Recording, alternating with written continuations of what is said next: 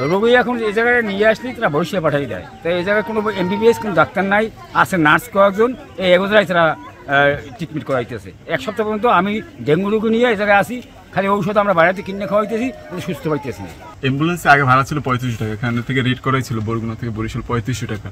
তো এখন আমার রোগী হচ্ছে ডেঙ্গু রোগী, ওর বয়স হচ্ছে 8-9 বছর, ওর প্লাটিলেট 28,000 নামছে। তো এখন আমরা এমার্জেন্সি গেলাম, ওরা বলতেছে 5,000 টাকা নিচে কোনো অ্যাম্বুলেন্স ছাড়বে না। ঢাকায় ভাড়া 14 থেকে 15,000 টাকা, আর বরিশালে 4,000 টাকা। প্রতিদিন রুগী যায় প্রায় 25-30টার মতো। বাড়তি ভাড়া নেওয়া হয় না।